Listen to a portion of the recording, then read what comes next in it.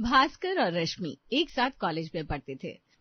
अब कॉलेज खत्म हो चुके थे। एक दिन रश्मि भास्कर से कहती है, भास्कर, मेरे घर में मेरी शादी की बातें चल रही है। तुम्हें नहीं लगता अब सही समय है जब तुम अपने घर वालों से मेरे लिए बात करो और अपने घर वालों को मेरे घर रिश्ता लेकर भेज दो? रश्मि की बात सुनकर भास्कर अपनी गर्लफ्रेंड रश्मि से कहता है, रश्मि, मैंने हम दोनों की शादी के बाद अपने घर में तो कर लिए, लेकिन क्या? रश्मि, मैंने तुम्हें बताया तो था कि मेरे माँ और पिताजी काफी पुराने ख्याल के हैं, तो ये जींस पहनना, ये मॉडर्निज्म वहाँ नहीं चलेगा। वहाँ तो तुम्हें एक संस्कारी बहू बनकर रहना पड़ेगा और घूंघट भी करना पड़ेगा, क्योंकि हमारे घर की बहुएं ऐसे ही रहती है। तो क्या तुम ये सब कर पाओगी? भास्कर, मैंने तुमसे प्यार किया है और प्यार में तो लोग दरिया पार कर जाते हैं। ये तो सिर्फ घूंघट की बात है। तुम चिंता न करो, तुमसे शादी करने के लिए मैं सब कर लूंगी। आखिर मैंने तुमसे प्यार किया है। रश्मि, बस यही अंदाज तो मुझे पसंद है तुम्हारा। सच कहूं तो तुमने मेरी सारी परेशानी ही दूर कर दी।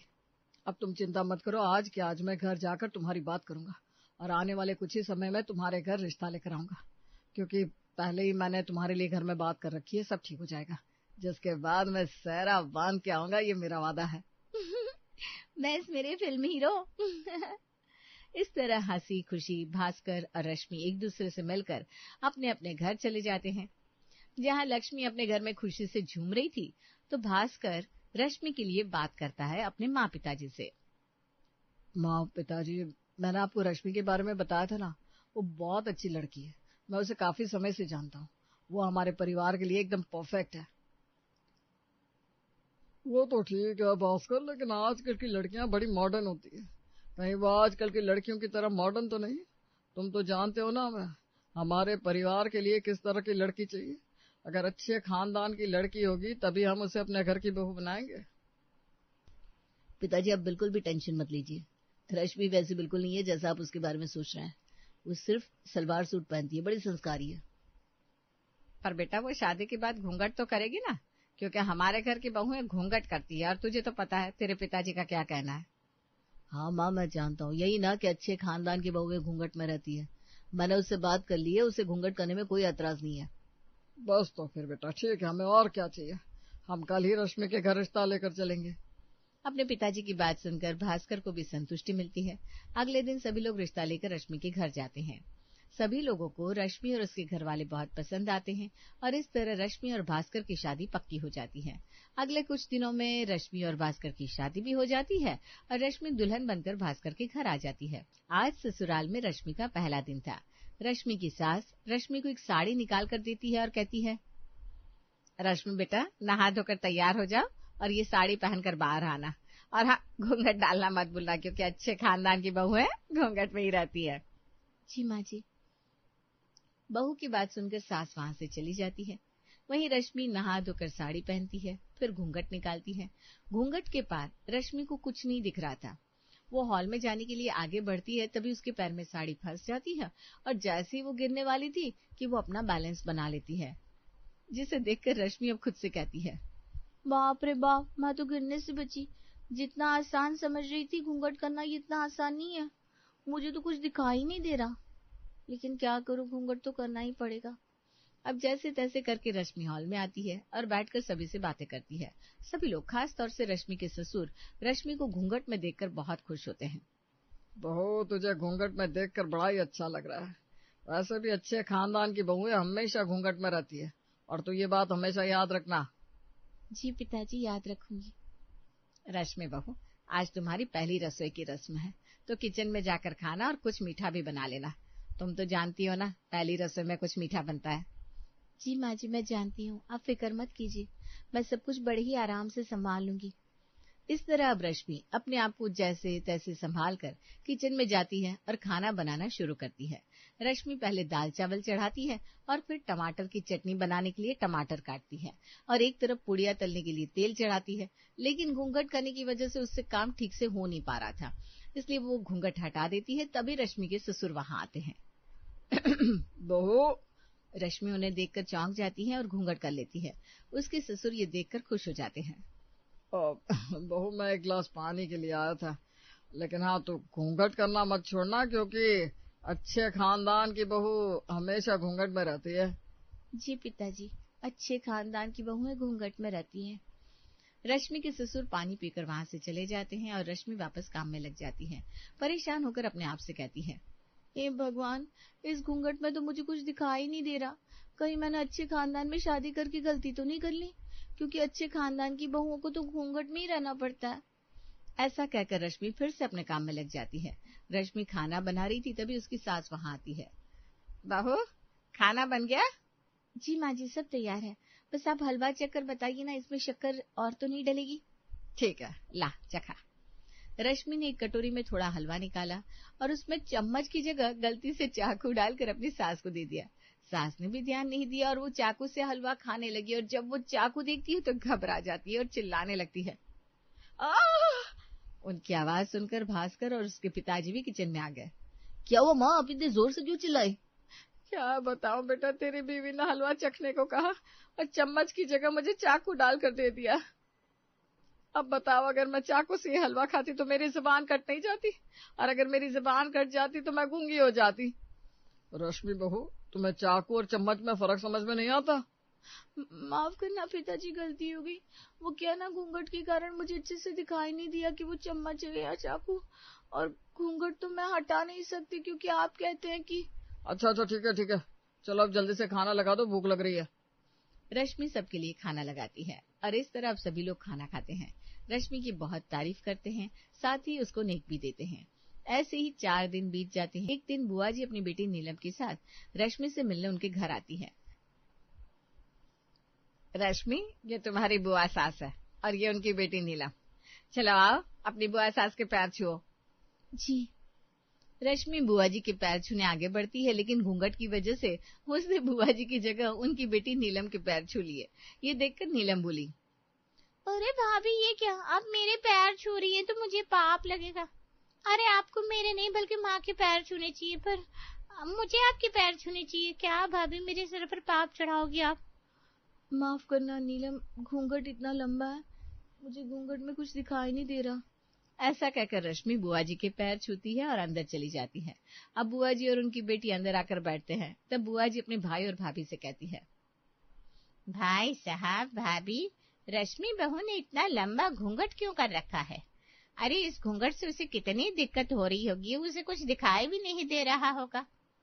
दीदी, आप तो जानती हैं, हमारे खानदान का यही रिवाज है कि बहुएं लंबा घूंघट करती है, और फिर आपको तो इनका पता ही है ना, इनका यही कहना है कि अच्छे खानदान की बहुएं घूंघट में रहती है, इसीलिए हमने हमारी बहू को घूंघट में रखवाया है। लेकिन मामी, भाभी तो आजकल के जमाने की है, पर आजकल के जमाने में इतना लंबा घूंघट कौन करता है? बेटा, हमारी बहू तो करती है। चलो वो सब छोड़ो, ये बताओ खाने में क्या खाओगी?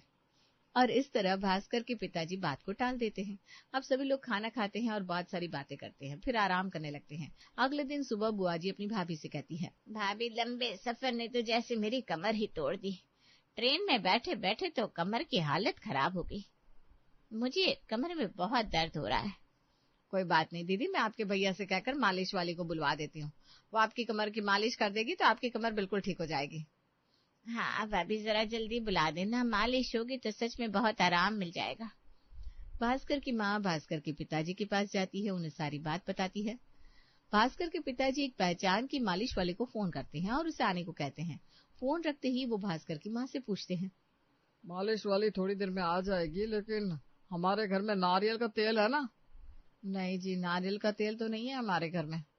अच्छा, कोई बात नहीं, वैसे नारियल का तेल नहीं, पर सरसों का तेल तो होगा ही। एक काम करो, बहू को सरसों का तेल लाने को कह दो। ठीक है, मैं अभी भेज देती हूँ। रश्मि की सास अपनी बहू को आवाज देकर बुलाती है, रश्मि बेटा, बुआ जी की कमर में दर्द है, तुम्हारे ससुर जी ने मालिश वाली को बुलाया है, तो जरा सरसों का तेल ला कर देना। जी माँ जी, अभी ला कर देती हूँ।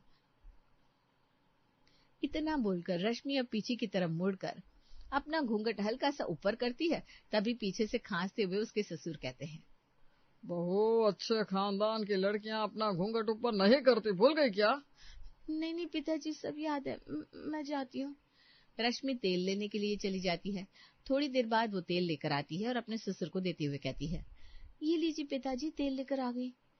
रश्मि के ससुर अपने हाथ में तेल लेते हैं।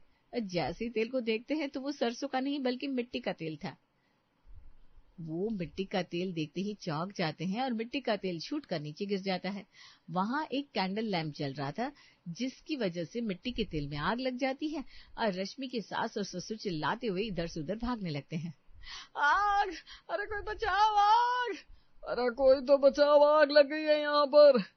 अपने माता और पिता की आवाज सुनकर भास्कर और बुआ जी दौड़ कर आते हैं और कपड़ा डालकर आग बुझाते हैं। रश्मि के ससुर जी गुस्सा होते हुए कहते हैं, हे भगवान, ये रश्मि बहू तो मुझे मार ही डालना चाहती है। मैंने इसे सरसों का तेल लाने के लिए कहा था, लेकिन ये मिट्टी का तेल ले आई।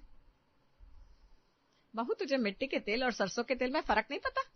कहीं ऐसा तो नहीं कि सब्जी हमें मिट्टी के तेल की ही बनाकर खिलाती हो? मिट्टी का तेल? लेकिन पिताजी, मैंने तो सरसों का तेल ही उठाया था, पर इस घूंघट की वजह से मुझसे मिट्टी का तेल उठ गया होगा। मैंने जानबूझकर ऐसा नहीं किया। और फिर पिताजी, आप ही तो कहते हैं अच्छे खानदान की बहू है, घूंघट में रहती है, इसलिए मैंने अपना घूंघट भी नहीं उठाया। और इतना घूंघट रखने पर तो ये सब होना ही था। भैया, बहू ठीक ही तो कह रही है। इतने लंबे घूंघट में भला किसी को क्या दिखाई दे सकता है। चलिए, जो हो गया जाने दीजिए। वो सब तो ठीक है, लेकिन हमारे घर की बहू है। हाँ हाँ, अच्छे से समझ गए मामा जी, आपकी घर की बहुएं घूंघट में रहती हैं। इस तरह सभी हंसने लगते हैं। समय गुजरता है और एक दिन रश्मि की सास अपने पति से कहती है, अजय, हमारी बहू को आए काफी दिन हो गए, लेकिन हमने अपने रिश्तेदारों को खाने पर नहीं बुलाया। वे लोग मुझसे बार बार पूछते हैं, तो मैं सोच रही हूँ इस इतवार को एक छोटी सी पार्टी रख लेते हैं और अपने सभी रिश्तेदारों को बुला लेते हैं। इसी बहाने वो हमारी बहू से मिल भी लेंगे और छोटा मोटा एंजॉयमेंट भी हो जाएगा। ठीक है भास्कर की माँ, रख लो पार्टी। आखिर उन्हें भी तो पता चले कि हमारे घर की बहू कितनी संस्कारी है। अब जैसे ही भास्कर के पिता पार्टी के लिए तैयार होते हैं, तो भास्कर की माँ घर में सभी को पार्टी की बात बताती है। पार्टी की बात सुनकर सभी लोग बहुत खुश हो जाते हैं। अब जल्दी ही पार्टी की तैयारी होने लगती है। संडे का दिन आता है। धीरे धीरे करके सभी रिश्तेदार आ जाते हैं और पार्टी शुरू होती है। तभी रश्मि की सास उससे कहती है, रश्मि बेटा, जरा मेहमानों के लिए कॉफी तो लेकर आ। जी माँ जी, अभी लाई। रश्मि का घूंघट अब भी काफी लंबा था और बेचारी घूंघट में ही सभी के लिए कॉफी लेने के लिए जाती है। रश्मि ने छोटे छोटे कप्स में कॉफी डाल दी थी और अब वो कॉफी लाकर मेहमानों को देना शुरू करती है। तभी घूंघट की वजह से रश्मि को सामने का टेबल नजर नहीं आया और उसे ठोकर लग जाती है, जिस कारण कॉफी शोभा काकी के ऊपर गिर जाती है। ये देखकर उन्हें बहुत गुस्सा आता है और वो चिल्लाती हुए कहती है, ये क्या, तुमने सारी कॉफी मेरे कपड़ों पर गिरा दी, मेरी साड़ी खराब कर दी। तुम्हें अंदाजा भी है ये साड़ी कितनी महंगी थी? पता नहीं ये कौन सा तरीका है मेहमानों से पेश आने का। अरे इस तरह इज्जत की जाती है क्या तुम्हारे घर में मेहमानों की? माफ कर दीजिए काकी। अरे बहुत देख कर नहीं दे सकती थी कॉफी, सारी कॉफी गिरा दी। माफ करना पिताजी, लेकिन घूंघट की वजह से मुझे टेबल का पाया नजर नहीं आया और मेरा पैर टेबल के पाए में लग गया, जिस कारण ये कॉफी काकी के ऊपर गिर गई। पर मेरा यकीन कीजिए, मैंने ये सब कुछ जानबूझकर नहीं किया। अरे तो घूंघट ऊपर कर लेती। ये आप क्या कह रहे हैं पिताजी? आप ही ने तो कहा था अच्छे खानदान की बहुएं घूंघट में रहती है, फिर भला मैं घूंघट कैसे उठा लेती? रश्मि की बात सुनकर उसके ससुर जी शर्म से सर नीचे कर लेते हैं। तभी शोभा काकी कहती है, क्या कहा? अच्छे खानदान की बहुएं घूंघट में रहती है? ये तुझसे किसने कह दिया बहू? अरे संस्कार घूंघट करने से पता नहीं चलते, बल्कि संस्कार अपने आप दिख जाते हैं। लेकिन काकी, मैं तो अपने ससुराल के रीति रिवाज को ही फॉलो कर रही हूँ। पिताजी ने कहा था अच्छे खानदान की बहुएं घूंघट में रहती हैं। वो कभी भी घूंघट ऊपर नहीं करती और ना ही अपना चेहरा दिखाती है। बहू के मुंह से ये सब सुनकर शोभा काकी घूरते हुए भास्कर के पिताजी की तरफ देखती है। क्यों भास्कर के पिता, ये क्या नया ड्रामा किया है तुमने? हाँ भाभी, आपको तो पता ही है हमारे खानदान में बहुएं घूंघट करती है। अपने खानदान के रीति रिवाज को ही तो फॉलो कर रहा हूँ। देखो भाई, अच्छे खानदान की बहुएं शरीफ ही रहती हैं, वो घूंघट के अंदर रहे या फिर बाहर। और ऐसे घूंघट का क्या फायदा जिससे बहू भी परेशान हो और हमें भी परेशानी का सामना करना पड़े। भास्कर के पापा, जमाना बदल रहा है, इसलिए अपनी सोच भी बदलो। हम इतने एडवांस तकनीक में जी रहे हैं, हमें सुविधाएं आज के जमाने की चाहिए, लेकिन बहू के संस्कार सालों पहले के। ये कहाँ का इंसाफ है? सच कहा काकी, अच्छे खानदान की बहू होने के लिए घूंघट करना जरूरी नहीं, बल्कि संस्कारों में रहना जरूरी है। और हमारी बहू तो है ही संस्कारी। सही कह रही हो भाभी आप। मेरी गलती है जो मैं इन दक्यानोसी विचारों में फंसा हुआ था। आज आपने मेरी आंख खोल दी। रश्मि बहू, अब तुम्हें घूंघट करने की जरूरत नहीं है। तुम हमेशा अच्छे खानदान की बहू रहोगी, बिना घूंघट के भी। रश्मि ये सुनकर खुश हो जाती है। तो पिताजी, मैं अपना घूंघट हटा सकती हूँ? हाँ, बिल्कुल हटा सकती हो, क्योंकि अब मैं तुम्हें घूंघट में रहने को नहीं कहूंगा। लेकिन हाँ, सर से पल्ला मत हटाना। जी जरूर पिताजी। अब रश्मि अपना घूंघट हटाती है और गहरी सांस लेते हुए कहती है, हाँ वाह पिताजी, घूंघट हटाने के बाद दुनिया कितनी साफ साफ दिखाई दे रही है। रश्मि की बात सुनकर वहां खड़े सभी हंस पड़ते हैं और उनके साथ रश्मि भी हंस पड़ती है। इस तरह एक खानदानी परिवार की सोच बदल जाती है और अब रश्मि भी घूंघट से मुक्त हो जाती है।